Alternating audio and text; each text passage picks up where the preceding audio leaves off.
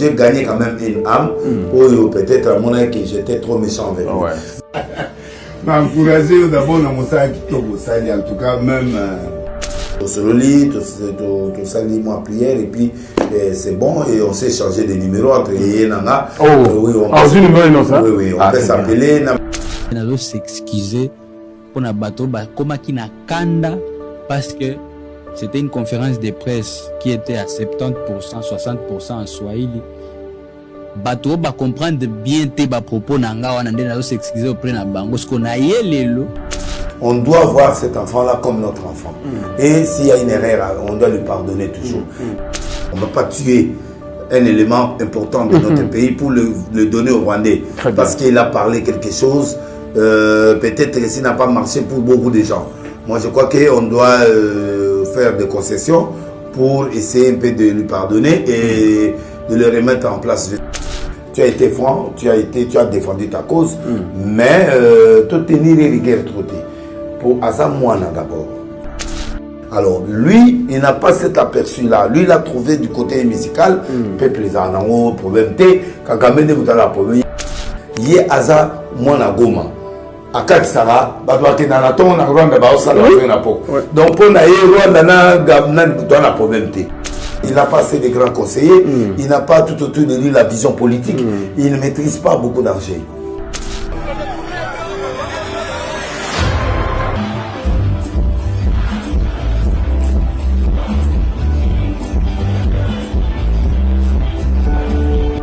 Brazzaville est une réalité. Baza trop musique. Parlant où le Parlant là le baké, la façon la bango ya baza influencer facilement. Donc baza ba tout mongo so ba limio. Ba liba mono moindre orgueil. So ba mono yo mono go danser ba boya yo. Il a fait beaucoup de gens, mais il n'a pas fait le plein qu'il a fait au stade de Marseille. D'accord.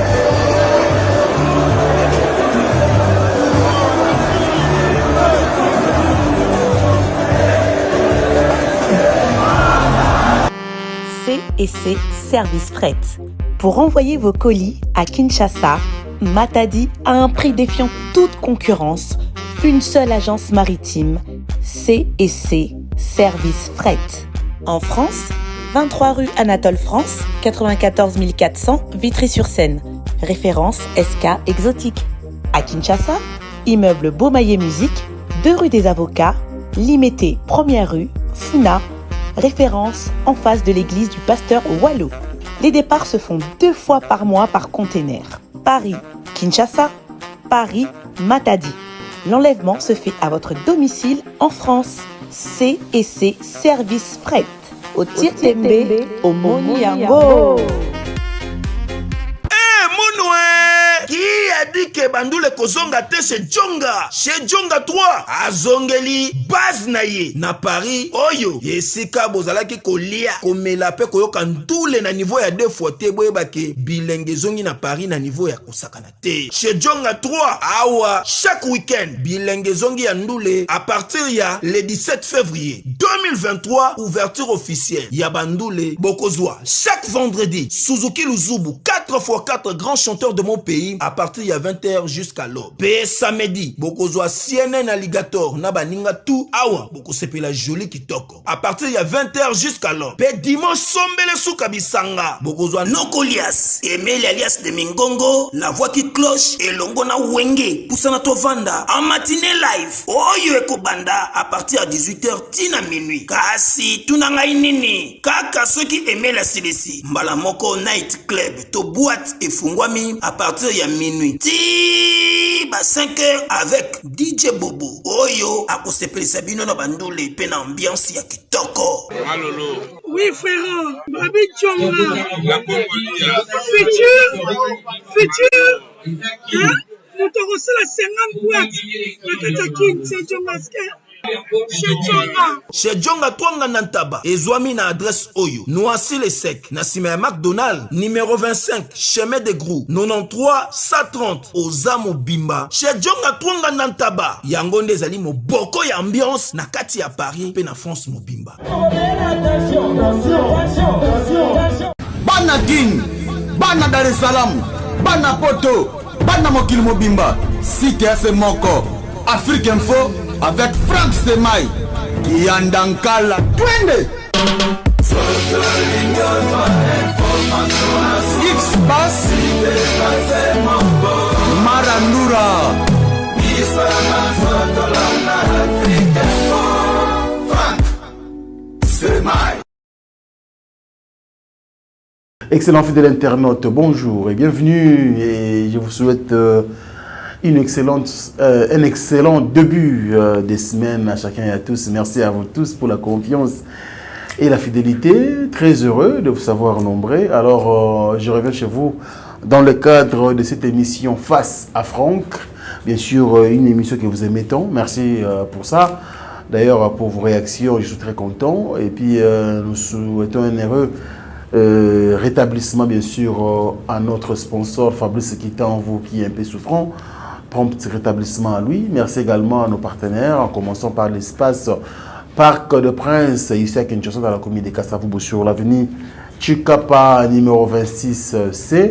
Alors si vous êtes à Kinshasa, pensez bien sûr à cet espace là parce que nous avons une boîte de nuit, nous avons aussi un restaurant 5 étoiles et quelques chambres de luxe qui vont bien sûr accompagner votre séjour à Kinshasa. À Paris, nous avons bien sûr l'agence la plus sérieuse de l'Europe. Hein.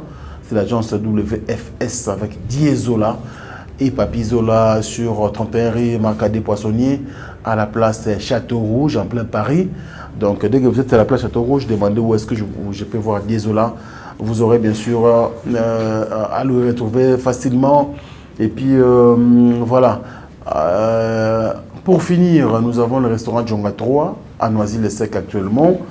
Sur 25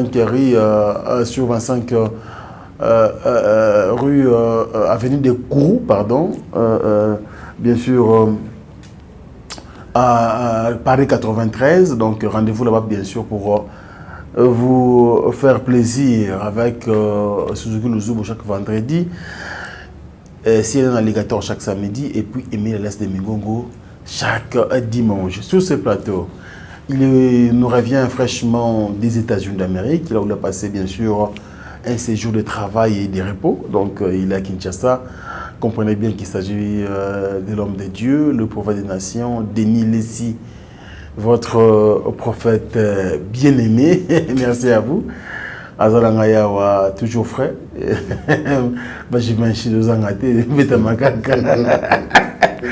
Bon retour au pays, l'homme de Dieu. Stéphane est toujours. De lutte. Toujours. Ouais. Des ningana na zeli ba biloko États-Unis na zute. Na ozo. Olegine munene. Na kuna ba tamine minene. Ba mo ali arabien. Ba ali arabien minene. Ah na penda. Na moninga mo matame ye la de Itaï. La penda Itaï. Kulia. Papa musuni. Poulet ndengwana. Ba munge kulia lero. Otiki bande ko na ndene. No kimia. Dans la face de la communauté congolaise, oui. Au Solena Bandeko, Solena Bango, Téi na l'église, Téi na l'église, dans Solena Bandeko, parce que va comprendre la vision en militaire. À sa conférence de presse, dans la communauté, on a s'expliqué. Bon, bah il y a que ça m'aide d'association. Dans ça il va campagne. À Téi, na kepe va état mususu, na ke na ba, on a au monde un peu côté un peu comment on a peu moins de site.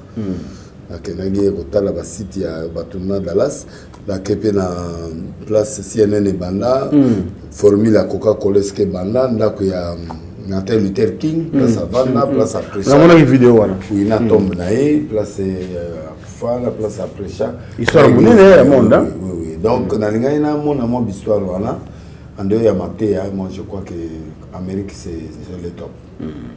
C'est vraiment. C'est mieux. Il y a la paix, combattant Zate, et puis voilà, Kimia. Non, mais Kimia est allé. Non. Trop de dérangement. Mais le niveau est différent. Donc, pour les États-Unis, niveau financier, niveau organisationnel, c'est les États-Unis est au-dessus. Okay. Parce que tout le monde travaille. Mon temps, on a ça là. Il y a une réception, ils ont bien. Ils ont bien. Tout le monde est capable de donner même $100, 200, 500 000. Attends, normal. Attends, TIT. Parce que 200 liens à restaurant. Liens à restaurant. On a deux choses copains. Et puis l'OESA, donc il y a des aussi mamouté, l'OESA, on boit papier, et puis vraiment les guerres à l'OESA. Et puis là-bas, Nanzaki ennuyé. Premier jour, il y a Minga, il y a Limoué. Oh. C'est-à-dire tout le monde travaille. Américain a socialité. Américain a socialité, esprit. C'est-à-dire, tu ne manges pas. Tu travailles pas, tu manges pas. Tu manges pas. Ça l'a dit, mais ça l'a. 100 000 par semaine. Yoka. Makasina. Na ba na classe 13 ans au côté boulot. Oui. N'est pas na Fekipo, Paul Fekipo. Donc, na quelque coup de ba 13 ans, ba au sala. Ba au football. Ala mbongo na ye. Oh, déranger papa t'es voilà bon. Donc papa ça la vie na et puis ça dit qu'ils ont créé l'esprit du travail. Nengemoko Chine en moins de 100 ans. Amérique a fait 300 fois comme Nenga comme. Mais Chine a sali depuis nani Mao Tse-tung a sali moins de 100 ans a tiré guerre à travail. Ndé au moni Chine comme Télémi. Donc nous devons travailler. Nous sommes trop paresseux. Ah ouais. Le Congolais doit travailler, doit être. L'équipe espace vide déjà, il y a tous les moyens possibles pour tout travailler, mais on est paresseux. C'est ce que c'est difficile. Ce n'est même pas bateau, après ça va te mettre en États-Unis, ce sont des privés. Ce n'est pas l'État, ce sont des privés. Mais l'État a des conditions pour lui permettre de priver. Va créer ça. Après c'est pas un moyen, après c'est pas c'est ce qu'on doit faire. Très bien. Et puis il y a le calme, et puis la route est bonne, la lumière est là, tout est là, les courants est là, tout de la stabilité, franchement. La stabilité. Les bonnes maisons et tout ça, les routes et tout ça, et puis tout le monde peut avoir une voiture. Alors, pastoral,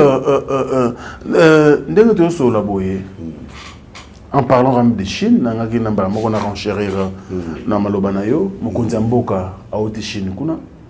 Pour séjour moins 4 jours, j'espère, vous aurez très branché.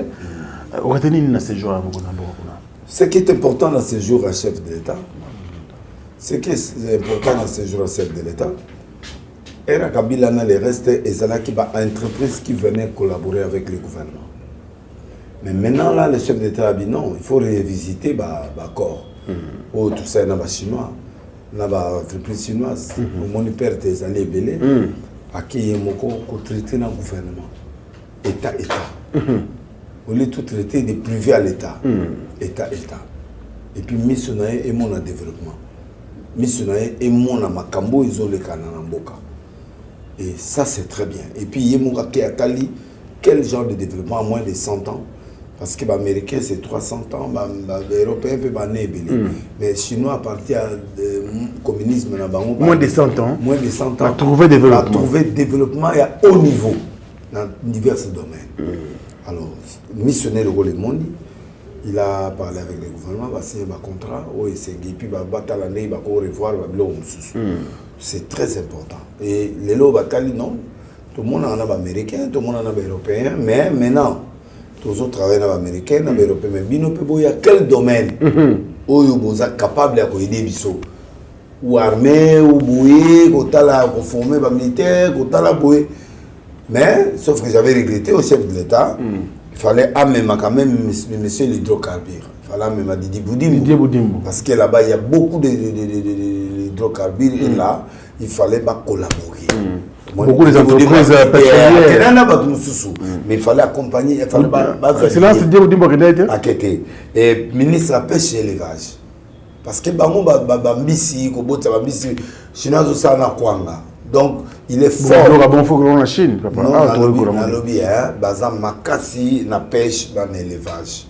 La pisciculture, on a une expérience Makasi. Paolo na Bambisi, Bazan, toi, la crise. Toi, la mboka ya mbisi, mais toi, la crise. Masango Pambo, to corona te. Masango Kutukanda, Isaïka, Pke, Magamwana, Soki, Mukunga Lonzo. Et puis, Makameto, la crise. Tembe, tu vends qui vient. Makunga Lonzo, on a tout. Et quel heure? Pétage. C'est pétage. Ma tête m'a c'est créé en attaque, il va y aller. Mais au moins, c'est créé à Mukunga Lonzo. Mais le lot, qui est autant de la Koluka Masango. Masango, tu n'as pas fait de décision. Tu n'as pas fait de décision. Donc, ce qui est important, c'est que Mboka où il y a un espace vide. l'espace vert ébélé comme Congolais alingi la maté, Congolais alingi Moussalate. Donc le Congo non, maintenant la kota na PDG moko a bengainga na ko la ke ko lona ba nzete na mboka. Mokete pona. Apesinga na projet. Jokende. Na lona ba mboka nzete bota. Il y a l'argent là-bas. Bien sûr. Tu vois, donc Congolais alingi kaka boum ville. Non. Il y a la ville lit. Na moni les États-Unis ba ferme.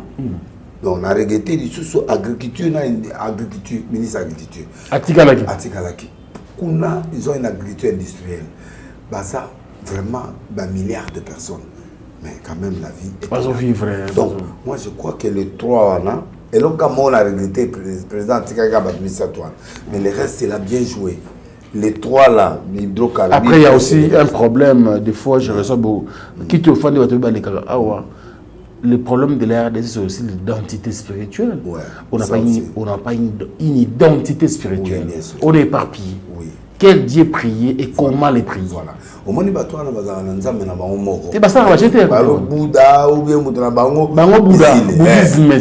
C'est-à-dire que biso tous éparpillé, bon, ça va, mais c'est pas parce que c'est pas bon. Mais on a senti le long au Mont-Boé, le 30 juin, tous en stade. En fait, besoin de ce stade. Tous en pour être. Banane, pas pasteur. Bisognos tozokani na santé ngana examen tokani tokana mukona tokani vraiment na donné pour être solo yoga bosana ngomingi c'est ça non tozaki vraiment difficile na bi goya na ba question na goya mais tozaki difficile makasi bogera mukuna mukuna c'est parti politique na soya c'est l'opposé on a l'air na lobby Amagé bilo voilà nyos méthodier tout nasé pour d'abord au Canada. Mais il y a par exemple parti politique on ça dans stade. C'est là.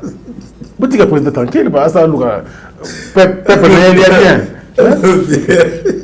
Conséquent.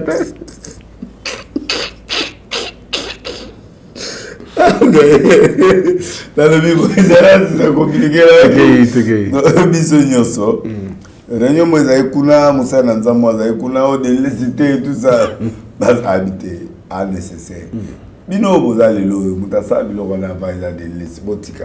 Avec expérience. Ada, oui, que Bandiminga. Ce que national, on a un point sur le. Vraiment, c'était pour la première fois que j'ai aimé. Tout ça, l'effort avant le 30 juin, vraiment, tout ça, là, uni spirituellement. C'est là. Et tout ça, mais là, pour moi qui s'entendent, papa.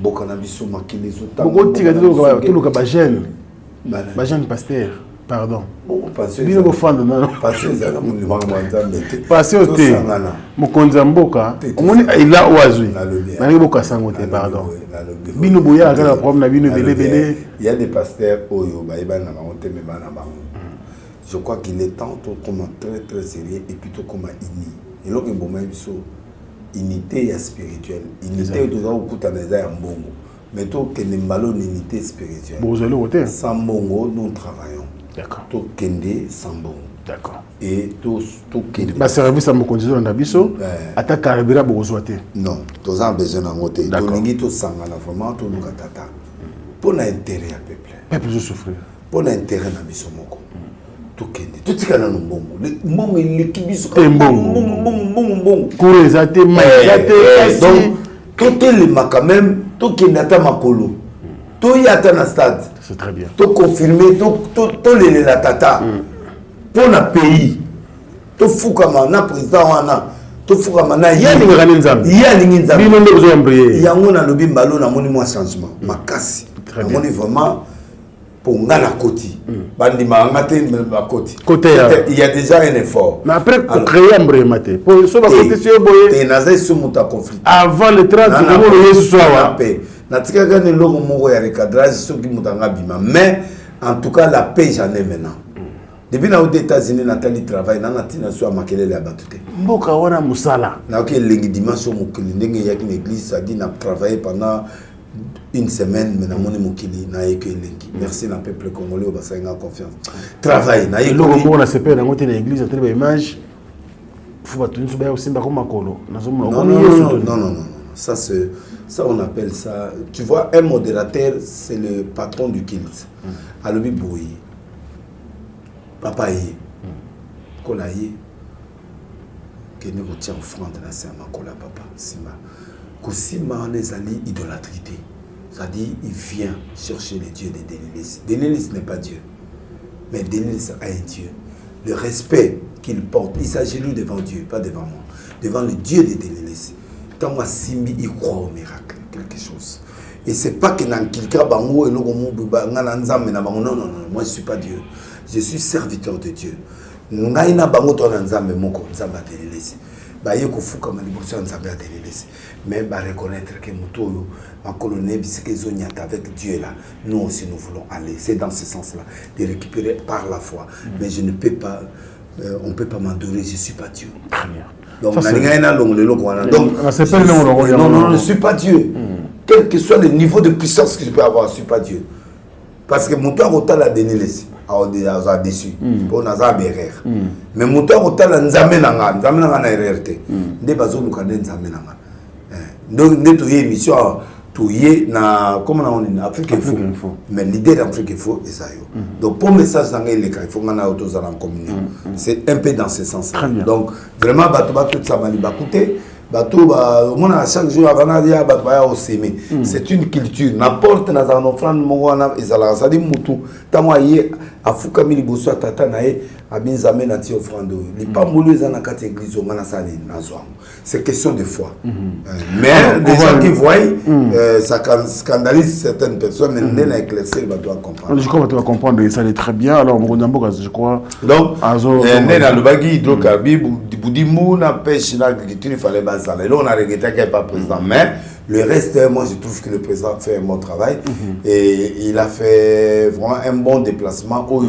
et comme ça la biso va retomber. Alors comment le vice-premier ministre de la Défense excellence Jean-Pierre Bemba Gombo kokena Indonésie ko tala minduki ko luka ils ont détermination balongoni biso embargo ba français ba aider biso ko ya président français ya kiaro ayoki ba plainte na ba murmure à peuple congolais ils étaient injustes l'ONU était injuste contre nous alors ba français lokola bazaki batu moko tout taquer bango trop bazaki obligé tant président ya wake à bundi pour embargo ça et merci aux frères français mais toi on a chanté on est agressé tout moment agressé tout moment agressé alors il faut tout s'armer tout bunda na armée rwandaise tout bunda na M23 tout bunda na n'importe qui viendra pour qui n'a besoin qui viendra parce que c'est un grand pays le Congo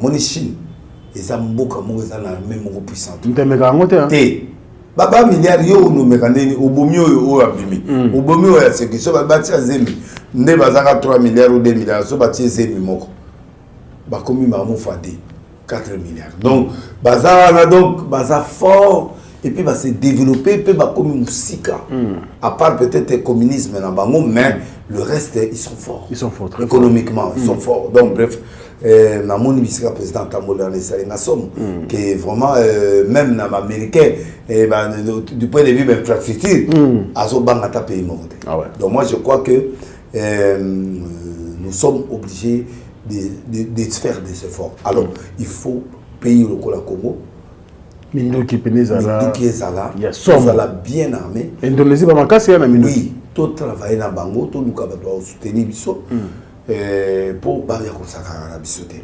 Bana ba kufi bele. Alors, aux moments de détermination, il y a VPM Jean-Pierre Bemba. Bon, Jean-Pierre Bemba a écouté Luboko.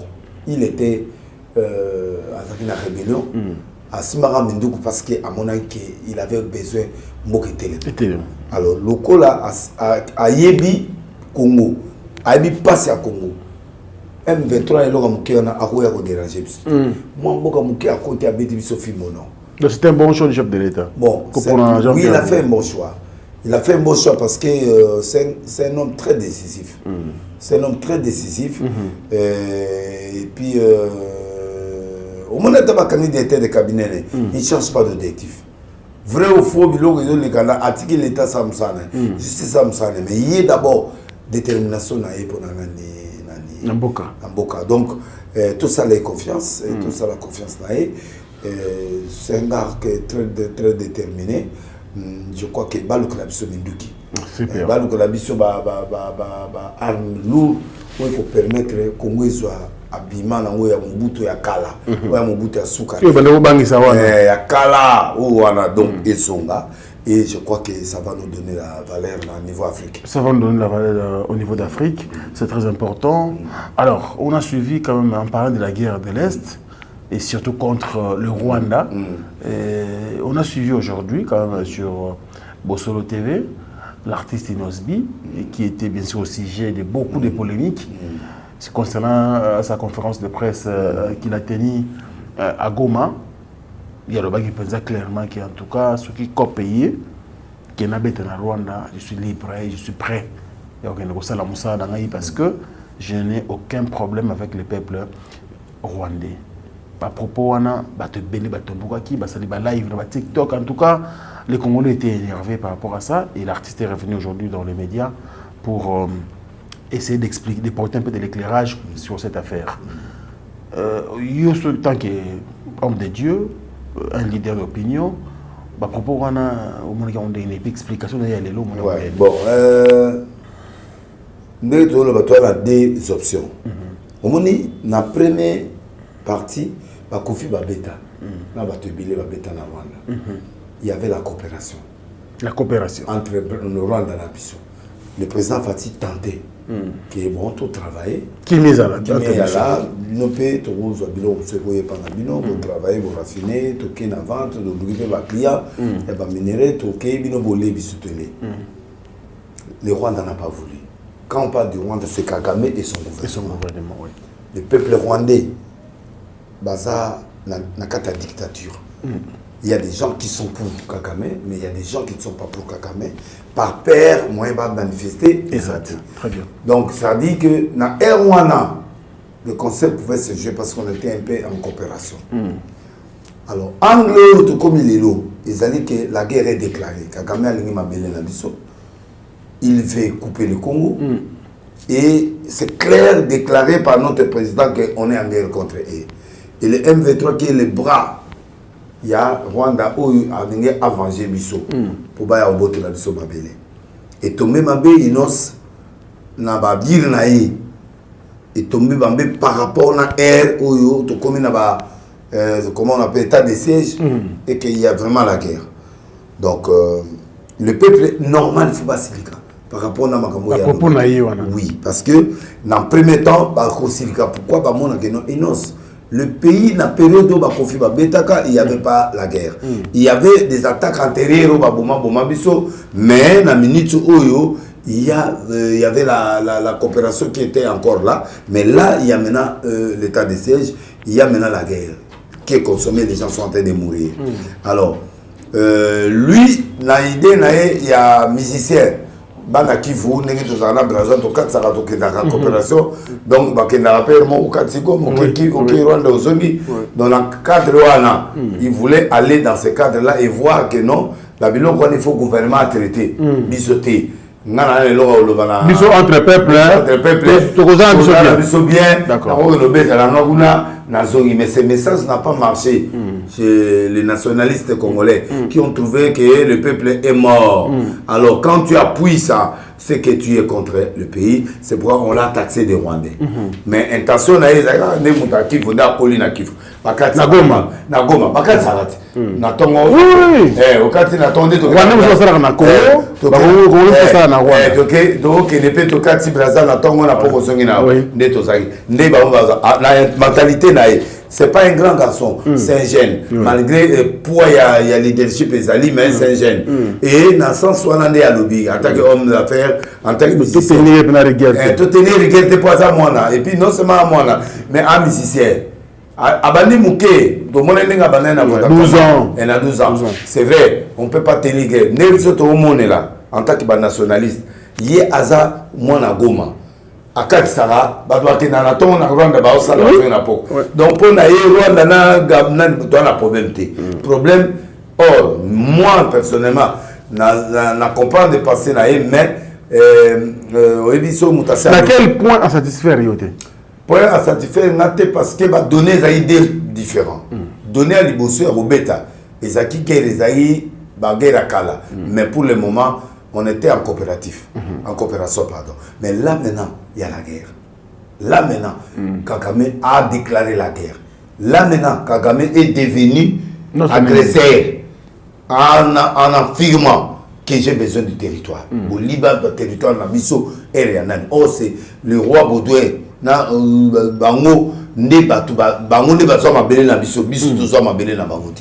Donc, ça dit quand il a déclaré ça, il y a déjà une intention négative. Que à Kokoya ko récupérer Goma facilement, à Kokoya ko zoma belé pe afandi. Yango mona même babiloko yo président Kenana dernièrement na Sadek, batouana bazu ba place oyo bango bazala ki mais bazoti kango na ba congolais te. Bazu place comme une lettre pour quelle intention? Ba pesa bango ou be basandi. Alors et le voilà déjà te déclarons déjà tout le monde a déjà na musika. Alors on ne cédera pas à notre territoire. Alors lui, il n'a pas cet aperçu-là. Lui, il a trouvé du côté musical, peuple les anango, problème T, Kagame ne vous a la problème. Il y a moi na olo. Bon, je l'ai encouragé sa musique. Je l'ai encouragé dans la musique, on s'est réconcilié par rapport à l'Obivio Beta Angatro. Bon, on a diminué parce qu'il a comme il a aperçu depuis les États-Unis, aperçu à paix. C'est-à-dire, il y a des choses à se discuter, on se discute. Même pour faire, j'ai fait vraiment la concession. Lui qui était mon enfant à l'église, je ne peux pas tenir rigueur sur lui. Donc je vais maintenant soutenir tout le monde dans le bon, mais s'il y a des reproches à faire, on les fait. Moi je crois que je lui ai dit ce que je devais dire. Voici, voici un peu les erreurs. Là c'est Zalaki, mais je t'encourage pour l'œuvre de Dieu. Tu as été franc, tu as défendu ta cause, mais te tenir rigueur troté. Pour Azamouana d'abord. C'est 25 ans, 26 ans. 25 ans, 26 ans. 26 ans, et puis il a commencé trop. Il n'a pas assez de grands conseillers. Il n'a pas tout autour de lui la vision politique. Il ne maîtrise pas beaucoup d'enjeux. Alors, c'est une valeur pour la RDC. C'est une valeur, c'est un leader d'opinion. Bon, il ne pesait pas ce qu'il dit là, ça peut coûter quoi. Mais il a parlé. On ne doit pas le tenir rigueur. On ne doit pas tuer un élément important de notre pays pour le donner aux Rwandais. Parce qu'il a parlé quelque chose, peut-être que ça n'a pas marché pour beaucoup de gens. Moi, je crois qu'on doit faire des concessions pour essayer un peu de lui pardonner et de le remettre en place. Je sais que les gens diront non, de laisser pas péché ou non. Tout le monde a déjà installé Naza Béni. Mais le problème, c'est notre leader, c'est un leader d'opinion, c'est une star du pays qui défend la couleur du Congo. Bientôt, il va aller à Belgique pour faire un truc en Belgique. Il défend toujours la couleur. Il fallait défendre, il fallait défendre la Côte d'Ivoire, il papa et la Côte d'Ivoire, il peut pas toujours défendre. On doit voir cet enfant-là comme notre enfant. Et s'il y a une erreur, on doit lui pardonner toujours.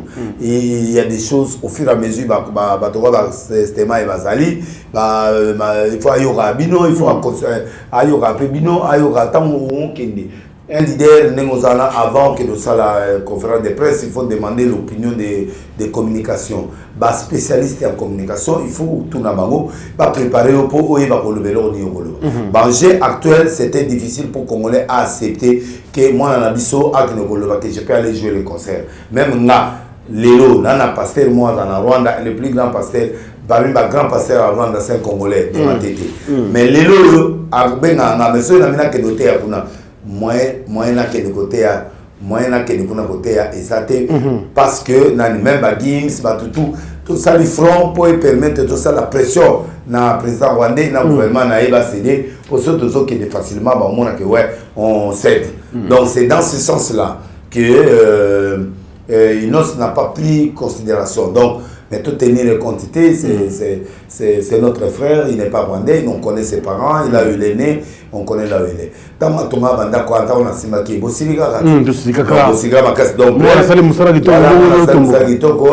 beaucoup de choses.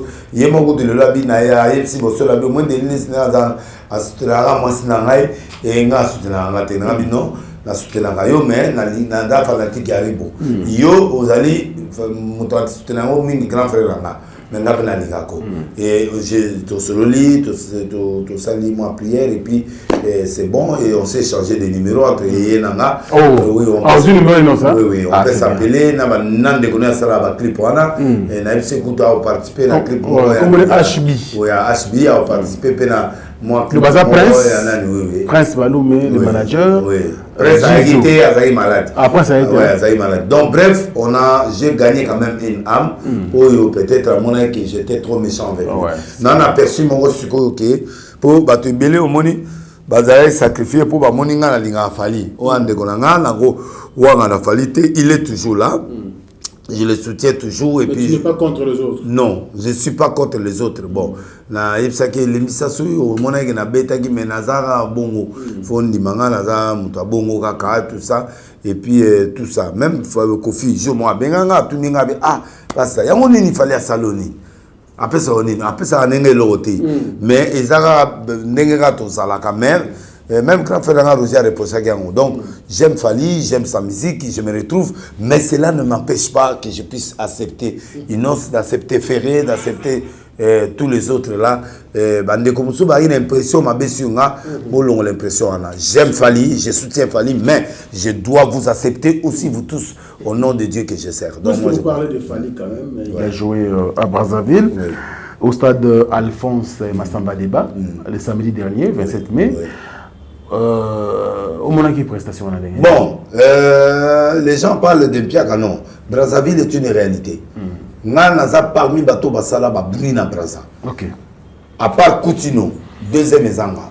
On a sala ba campagne na stade de Brazza, na sala na stade de Belé à Brazza ba marchand manine, na sala na ba des jeunes fou ba cinévo, na tondi sango na sala ba plein et Belé na kata Brazza.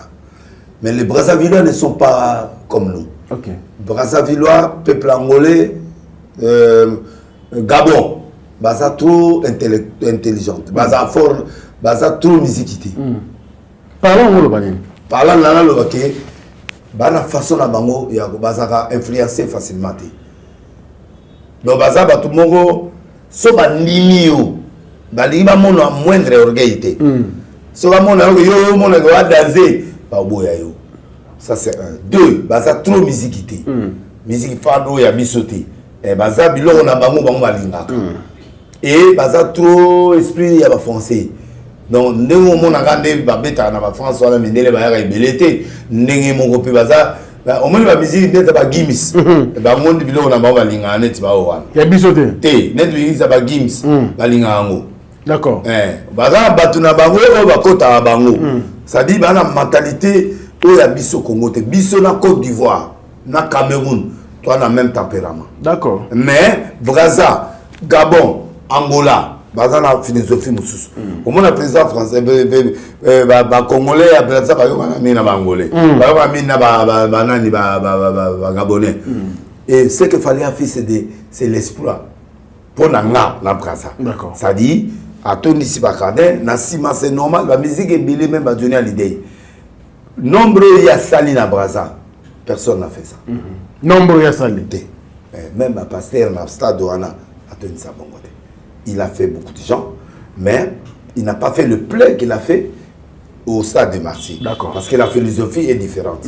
Mais le derrière là, parce que Awa, Tonagé, Belé, Libanda, Baye, place et raté, couvrir Bamoti, Libanda. Mais là-bas, les gens le tiennent rigueur, on a c'est normal. Mais il a fait le plein. Que d'autres musiciens, quelques politiciens, quelques pasteurs n'ont pas fait ça à Brazza. Donc il fallait faire le plein par rapport à Brazzaville. Félicitations à l'artiste. Ne soyons pas trop durs. À Betapen Angola, il n'a pas trop fait le plein qui était à Kinshasa. Parce que l'Angola, c'est notre philosophie. Oui. Baba portugais, Baza Batumo, Baza plus tenté na Brésil, la Milo na Bango. Baza plus Nengoana. Gabon peut français l'équipe. Et puis, quand on est na Gabon, pour au quota, ce qu'on tient pasteur, na carte à passeport au quota. L'aéroport va au Bengana. Ah bon? Oui, il faut aux anatato comme et l'homme commerçant.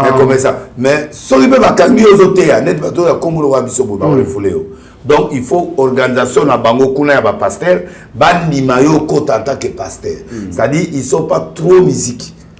net miziki net oyo boy net obeta kawate ils sont pas yo moni ba musicien belé bakenda kuna non bakenda te parce que baza na culture musicale oyo ya bisote ndenge mo pe eza ko beta na palais présidentiel o beta pas ba privé mais ba na culture ya musique net on a un concert populaire boy te ba na moté donc c'est pourquoi bon féliciter Fally quand même il a fait le plein que la musicien même il y a Braza Basala Moté. Personne n'a fait à Massamba débat ce qu'il fallait faire. Même les musiciens de Braza, même Roga, même toi on doit dire la vérité. Même à Kofi. Roga na le 24. Le 24 ce que vous allez net défi. Mais le 24 il y a salué on a fait repasser le 24 et ça dérangera pas Ferré et ça dérangera pas payer Roga à Sala. Il y a mon azo conseiller bateau ba betaka. Tout le monde l'esprit à concurrence. Bêta pour la public na yo, bêta pour la bateau bazo et la yo. Côté la baninga te. Tété parce que et là on a ils fait échouer bateau. Donc fais ce que tu es capable de faire. C'est ça plaisir nanani ce qui est important tu as fait ton histoire. Tu as marqué l'époque. Moi j'encourage par exemple Ferré qui est en train de faire le stade le 24. Je suis d'accord que les gens marquent des bélés pas faire. Pourquoi? C'est un grand artiste de pays. Faire la zaïna bilo relaté, faire la cotisco au défi. Moi, je veux quand quelqu'un est dans le défi. Moi, je trouve que la population doit aller à souffrir trop le loyer de Gonaï. Les gens ont dit aller à ça bilo que c'est normal la famille. Montunyonso, nani. Bango tout ba la kata spiritualité. Ils a Fally, ils a tout ba la spiritualité. Il y a des spiritualités. Il y a la spiritualité divine. Où il y a biso pasteur chrétien. Il y a la spiritualité où ils ont un monde musical. D'accord. Et c'est cette spiritualité là où ils bango bazana. Tantôt ba muso ba bouddhiste, tantôt ba muso bazali ba franc-maçon, c'est vrai, nous sommes dans un état laïque comme Yolobi Congo a retracé que dans le futur comme on a une spiritualité. Il y a musulman bazalaka Allah musulman mais mais il faut qu'on ait une autre spiritualité. Au moins, le président a commis donc il faut que le Congo ait une spiritualité. Une identité spirituelle, c'est un élément très important. Donc, il faut tout soutenir Goga. 007, c'est un garçon. Aujourd'hui, il a joué aussi les trucs là. Ça a passé. Dans ce stade, ça a passé. Je crois que oui, tout ça là bas grand élément où tout ça là bango Ferré yénani comme 007 tout ça là Fally tout ça là Kofi ou Atikarate. Donc Kofi azali baza bateau bazo encadrer sikoyo et force à Congo yé na Ferré. Mais Kofi le se sent un peu coupable. C'est ça un peu victime de quoi? Na presse, na médias, apparemment les gens ne le soutiennent pas.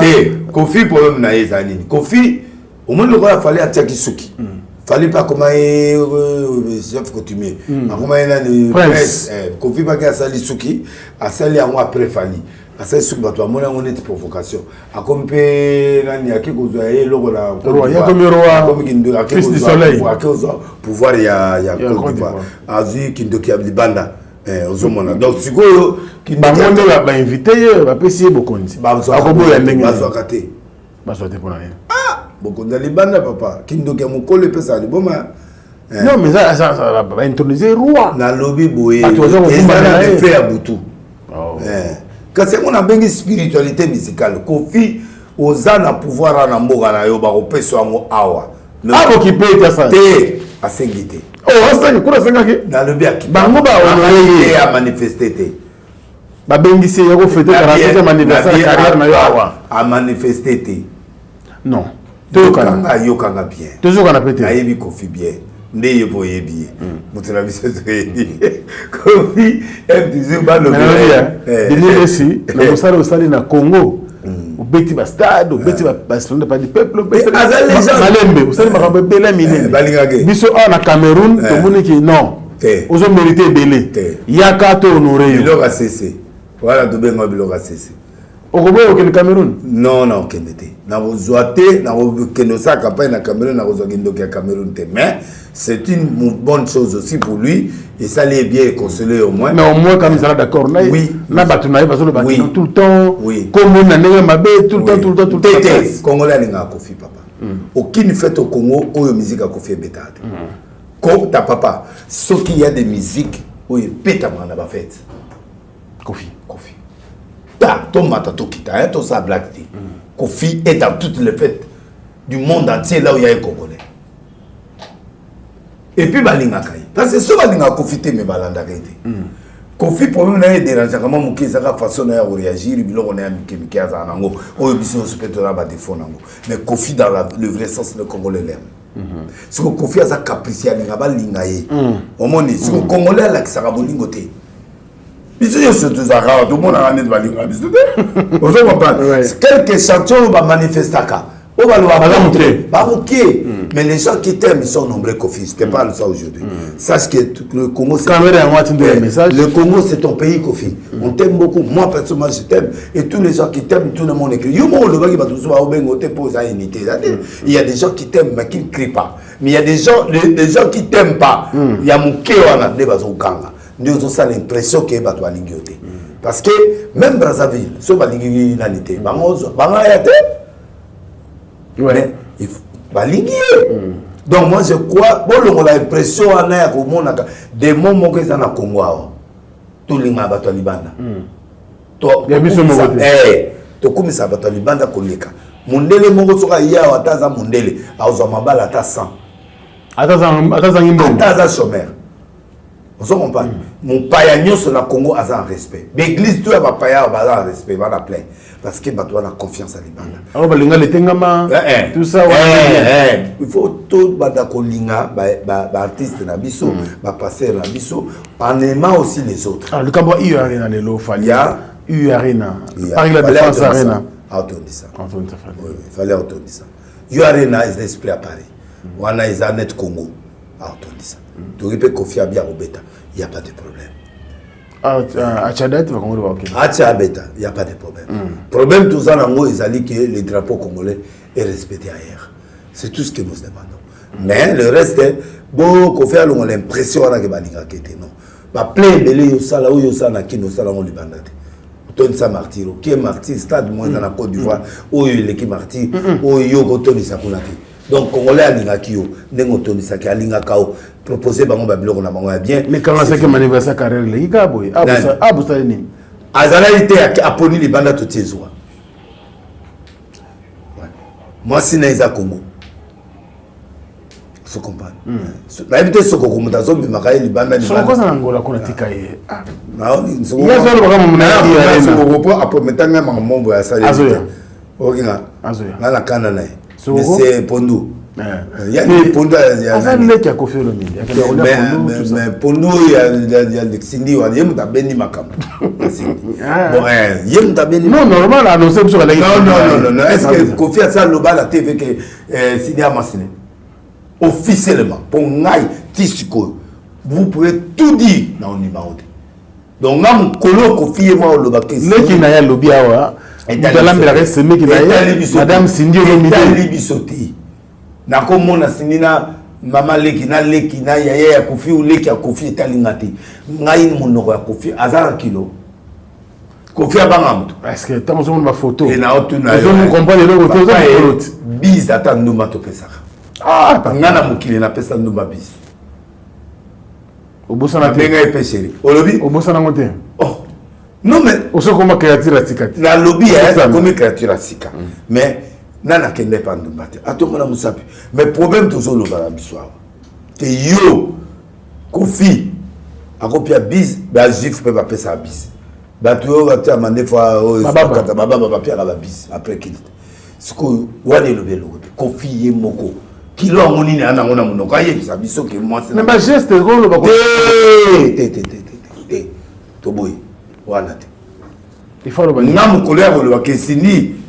À la break de break nana. Ah, break de break comme moi si t'es moi si break de zozik. Break de break et comme une. Ah, break comme ce que break est officiel Macam. Break de break est comme officiel. Ah, d'accord. Faut des fois. Break le moko. Wana libanda. Break de break officiel. C'est que Kofi pour confirmer biso. So ba tune question na bosolo Kofi nani abala aza engagé oui aza occupé nani na habité to yebi aza chef d'orchestre to moni bango na avion bazo kende Dubaï to boyité mais to mona Paris to mona bisté parce qu'il fallait biser ça le quoi va vendre quitte mon oyo to monité pour nga na yebi Kofi officiellement on a divorcé. Alors donc peut-être aza na réserve on comme domaine mususu et na bien on a tabusé à réserve mais nga na ndimi na ngati pour moi Cindy c'est le chef d'orchestre. D'accord.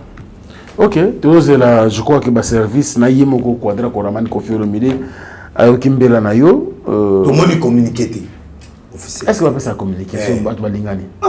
Communiquer. Fico. Zelande invité à libala so Fico. Kofi. Govia. Fico. Ya comment la merveille le logo traverser na ngamba fali.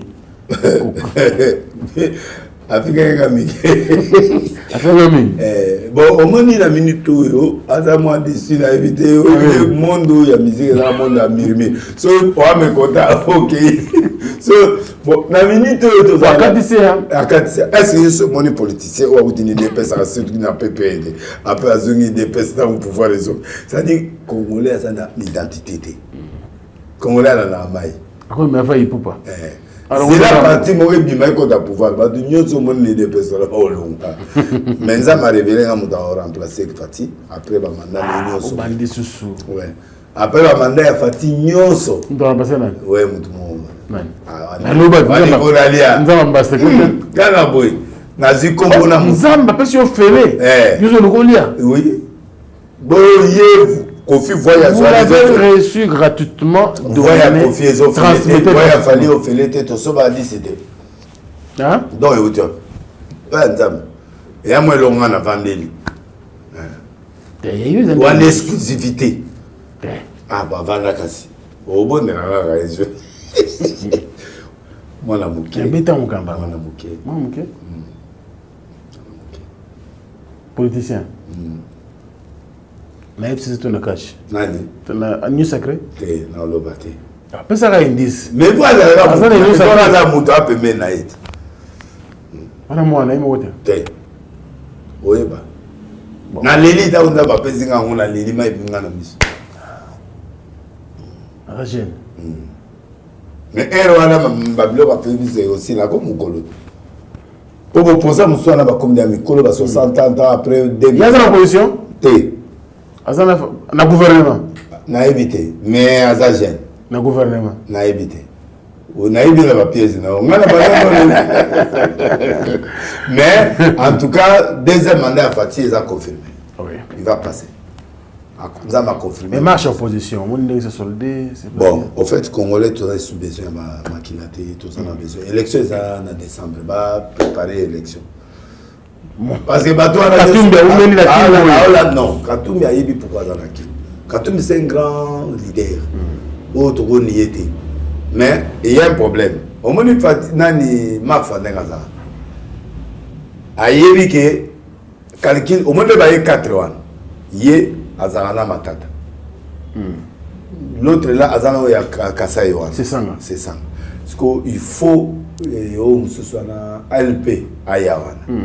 Mais faya ma famille a ligété. Or ce frère Djongaye mon collègue au la primaire mon moi ça va voir belé ce que faya a yebi que les aboyana na la souté na otikira muninga yo aza la souté donc il faut que nous place mon ça bon abazana Moïse ko yo ana moi biloko mo boye batu ba embrouiller tourner député ba utuku bepisa wa moko ba yo moko limoin. Ça faut na mukeba mo apesa ka s'assurer mais o na kimarato na ni o ça faut o atamana makolongola akimi azab yaka mobile azaka asumaka ngana linyo ya obima papa abo mutiko yo za tuvungole na bien yo le woli semis of tikibiso to le polemi balo ba futikita siko au moins que Grimace n'a pas écouté. Donc, Moïse aussi n'a pas besoin. L'État. Et puis Moïse en a besoin de Bataboïté. Moi, j'encourage le président Moïse de faire son travail dans le calme, de chercher des gens dignes, qui permettent de défendre. Mais l'opposition n'a eu biloko ebele pour ça là non. Tu vois, le pays est en guerre, le pays est agressé, le pays boya peine tout en guerre, tout sangana, bon proposer et puis bon on phase de provocation. Au moins si nous à partir à tel endroit, toute autorité. À partir de tel endroit, on bon sali nani bon tant que tu changer direction. Police a quoi empêcher mais police on est pas à Foyou, il y a eu des gens Foyou là-bas pour les arrêter. Il y a un moment le président lobby a remercié qui type empêcher qui est à ça la marche pas période monde. Mais parce que à ça servir le drapeau. Mais maintenant là dans la Chine à lobby sous contre les policiers. Pourquoi? Parce que même à ta marche dévié au itinéraire. Il ne peut pas toucher, non. Il ne peut pas blesser. Non. Ils ont encadré ou empêché, mais il ne peut pas toucher. Ce qui fait que la police, il y a des gens au bazar préparé. Il y a un conseil, il n'y a pas de président. Azo abatona nyonso bakota na nenga mayuya. Atiba bango na service national. Oui. Azo siko moi salaire à 300. La police comme ça étudiant. Bakota nouvelle police il y a et qu'on permettre de se makambe. Merci beaucoup. Je crois que ils ont le droit de réclamer la vie chère et tout ça. C'est leur droit. Moi je vois qu'ils sont légitimes. Mais les marches, il y aura beaucoup de pertes, il y aura beaucoup de morts, il y aura beaucoup de blessés. On n'en a plus besoin. On a quand ici que nous vous aimons beaucoup, mais bon, il y a un très bien d'abord pour nous candidat unique. Et puis, il faut nous le passer sur la batute parce que à Kabonina et Nana, Muzitu a un tapalou, la tapalou va l'ingakai. Alors, Aza est super na batute. Alors maintenant, ils ont posé problème. Personnellement, merci beaucoup. Allez, il s'appelle le prophète des nations, le prophète Denis Lessi. Merci beaucoup. Vous savez très bien qu'il parle toujours bien pour la République démocratique du Congo, mais aussi concernant la culture de son pays. Voilà, il ne met pas sa langue dans la poche. Merci à Djilo Okula Oumande. Merci à toi.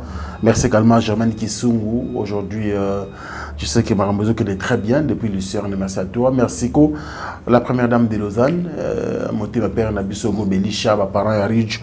On dit Loua n'est pas comme les autres. Je pense comme ça à mon vieux le plus beau et le plus élégant de la ville de Birmingham. Il y a José Moulumba. Moté ma mère Nabiso Beni Penda. Grand merci également à Noël Okito Black Dedon. Et nous pensons comme ça à Asper Osol, mais c'est le président Manabiso. Josel Matota. Grand merci également à Alain Dinamo, l'homme surprise agréable pour Bugatti na poche. Il y a Janis Sambakondi depuis Rotterdam, je pense. On est donné à Ratanga. Ah va bien. Déjà Costa Itama. Ah, Costa. Mais vous n'avez pas bien. Ah ça me tourne. Asimba inga Costa. Siliki. T'es mutu malam. T'es na Siliki. Ah t'es bakima mutu na. T'es agobenga. T'es à blessé. Costa Itamu. À blessé nga. Mutu na. Non mutu na. Ay mainga kuna. Yasa mutu mo. Mais t'es na ya wakiminga. Contre-temps. T'es contre-temps. Tikama boko makasi papa fungola mutema. C'est pas bien. Tika biloko. Costa Itamu. Itamu za mutu na bise. Yasa mutu na bise. Na biso. Pour mon calculer t'es boyete. Yasa patron. T'es. Ah! Oboy Costa. T'es na boy. Mena lingake. Oboy Costa. Ah papa. Ba tikinga iso alingeta za ite asomela ngabiena couple sénateur. Awo se rattraper. Ah, na ina o ya invité inga kuna na nani wana. Yenga na ebiete, na ebi Costa Itangu. DG Costa Itangu. Très fort. Itangu. Katanga lelo, maman Fifi Masuka. Maman Fifi Somo. Maman Fifi. Mais Somo maman Fifi Masuka. Na lia na maman Fifi. Au moins Costa Itangu. Yoga na lia na maman Fifi. Mais wa yamane ngati. Wa sali na laba. Mais asali musala kitoko. Félicitations. Moi na moi sine kamana nanga. Ah. To ebani. Moi na dir cap dae to ebani. Mais Itangu atinenga mbongo na fête na bimi libana na zui na sepeli. Oh, mais Itangu c'est la fin d'une chose que sont commencé. Fin pesati. Dieu est le même hier aussi. Joli au bandi bien. Au yambi bien. Te na suke zali. Itangu ah, papa. Costa Itangu. Bon, andimi bola masala nga. Non, mais arrête le temps. Mais abe bisinga. Déjà Costa Itangu. Yo pe monagi. Yo pe yakena monagi. Te ngai te na monite na bosa na bola makala te. Te na bien. Bon, ça a changé. Boulam. A changé. Te Boulam.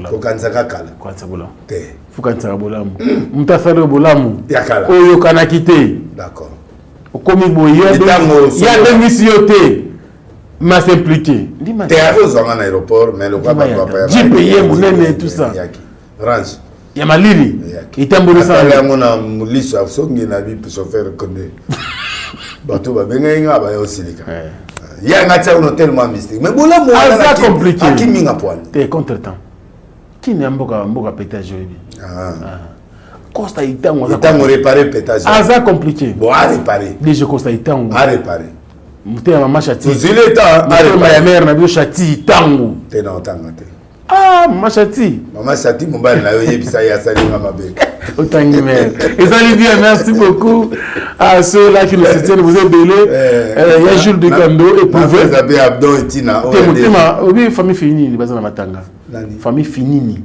oui Alain Finini ba yemba ye ba confrère na bango awana kin matanga zana Jamaïque avant la famille Finini vous informe du programme suite au décès de leur regrettée sœur Finini Tonda Thérèse survenu le 23 mai dernier. L'enterrement aura lieu le 3 juin 2023 au cimetière de Kimberley dans la commune de Bongafula. Ensuite, une réception sera donnée au numéro 9 rue Moineau, quartier Jamaïque, dans la commune de Kintambo. À Paris, à Paris, donc une veillée mortuaire sera consacrée en sa mémoire le 3 juin prochain au numéro 102 rue de la Convention Paris 93 120 à la Courneuve. Pour tout contact téléphonique 06 34 38 57 86 ou au 06 21 12 57 35 07 53 31 voilà, donc il y a 3 numéros 06 34 38 57 86 ou au 06 21 12 57 35 ou encore au 07 53 31 47 35. Là pour tout contact téléphonique pour joindre la famille Finini en France. Apparaît, contactez donc notre grand frère Jules Dikando qui est donc le beau-frère de l'illustre disparu, et puis notre maman et sœur Mapo Finini. Voilà, donc tout le monde est sur le Moutanzambé. Djonga Okula Otalayo, le boss. Azana Kili. Azoya les choses. Nous avons sous l'objet de la miette. Mais Nalinga Kaye, Djezola. Djonga. Namana Djezola. D'accord. Meilleure agence. D'accord. Après, n'ayez pas Djonga Okula. Djezola, il faut que la mère Nabiso. Na maman. Dalida Zola. Djezola, c'est bon. Donc, Moutalombi. Moutalombi, Penazanaï. 20 yaka souté, alors na 4. 20 ngapé. Non.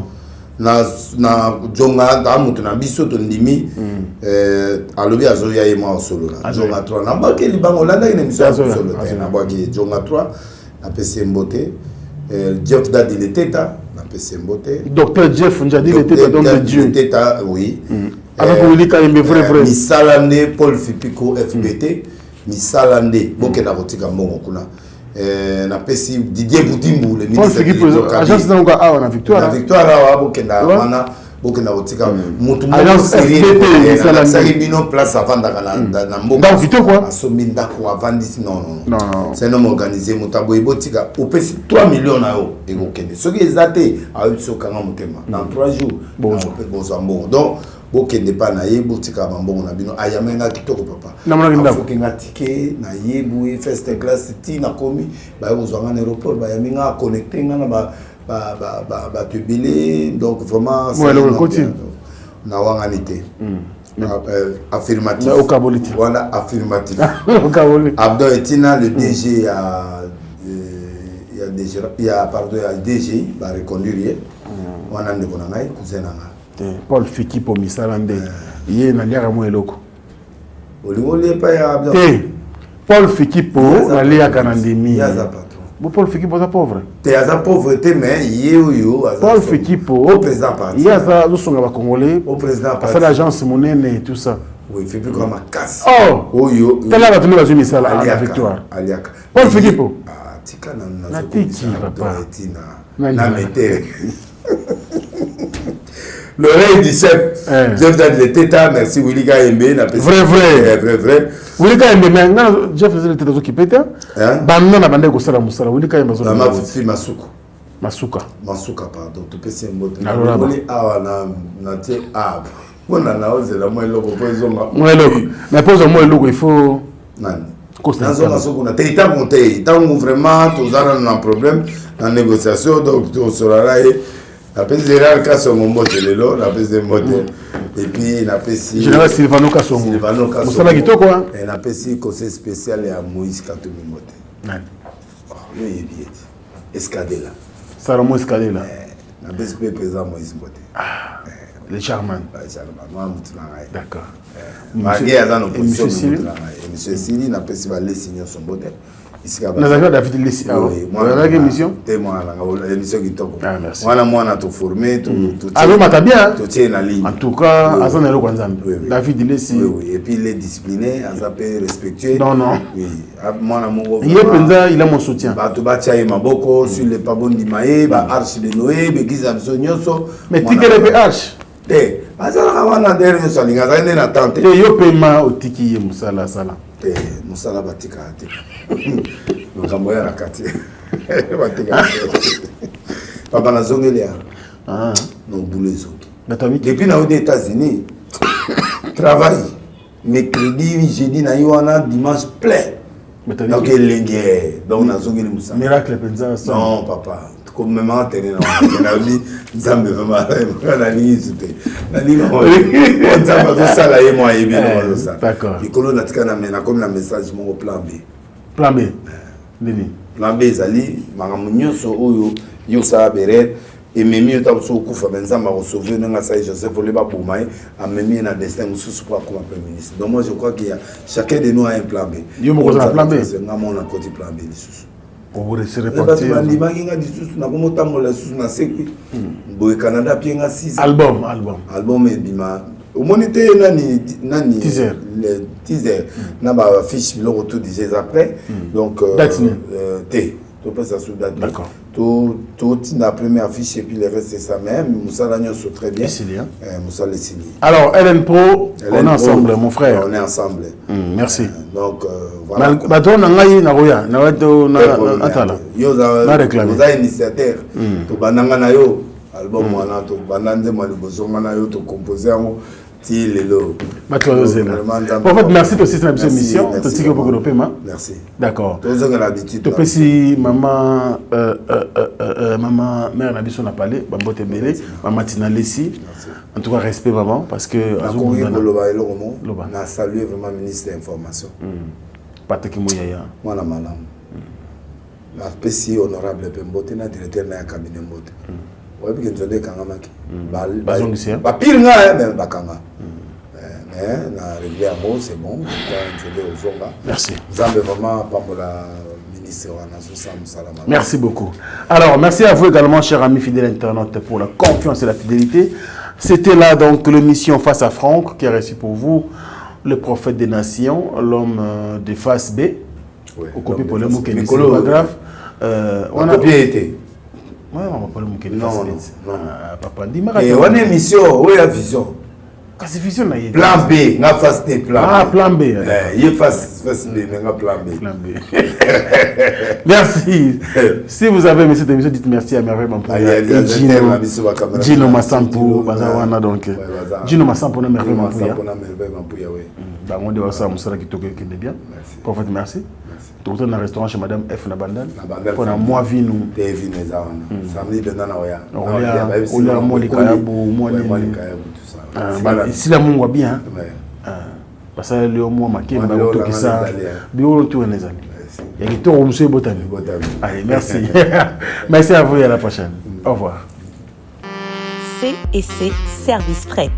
Pour envoyer vos colis à Kinshasa, Matadi a un prix défiant toute concurrence, une seule agence maritime, C&C Service Fret. En France, 23 rue Anatole France, 94 400 Vitry-sur-Seine. référence SK Exotique. À Kinshasa, immeuble Beaumaillé Musique, 2 rue des Avocats, Limité, 1er rue, Funa, référence en face de l'église du pasteur Wallo.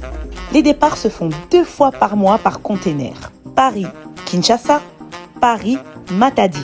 L'enlèvement se fait à votre domicile en France. C&C Service Fret. Au Tirtembe, au Moniango. Qui a dit que Bandoule Kozonga te chez Djonga? Chez Djonga 3, Azongeli, base naye, na Paris, Oyo, Yesika Bozalaki kolia, komela pe koyoka ndoule na niveau ya 2 fois te, boyebake, bilenge zongi na Paris na niveau ya kosakana te. Chez Djonga 3, awa, chaque week-end, bilenge zongi ya ndoule, à partir ya le 17 février 2023, ouverture officielle, ya Bandoule, Bokozwa, chaque vendredi, Suzuki Luzubu, 4x4 grands chanteurs de mon pays, à partir de 20h jusqu'à l'aube. Pe samedi, Bokozwa CNN Alligator, Nabaninga tout, awa, Bokosepe la jolie kitoko. À partir de 20h jusqu'à l'aube. Pe dimanche, Sombele Soukabisanga, Bokozwa Nokolias, Emile alias de Mingongo, la voix qui cloche, et Longona Wenge, Poussana Tovanda, en matinée live, Oyo Ekobanda, à partir de 18h, tina minuit. Kasi, Tunangai Nini, Kaka ceux qui aimaient la CDC, Mbalamoko Night Club, to boîte et Fungwami, à partir de minuit. Ti ba 5h avec DJ Bobo. Oyo akosepeli Sabino na Bandoule pena ambiance ya kitoko. Malolo. Oui frère, Babi Djonga. La Congolia. Futur. Hein? Nous te reçons la 50 boîtes. La Katakin, c'est Djonga. Chez Djonga Twanga Nantaba, Ezwami na adresse Oyo, Noisy les Secs, Nassime McDonald, numéro 25, chemin de Grou, 93 130, Ozamo Bimba. Chez Djonga Twanga Nantaba, Yangonde Zali mo boko ya ambiance, na kati ya Paris, pe na France mo Bimba. Bana King, Bana Dar es Salaam, Bana Poto, Bana Mokili Mobimba, CTF Moko, Afrique Info, avec Frank Stemai, qui en Dankala. Twende!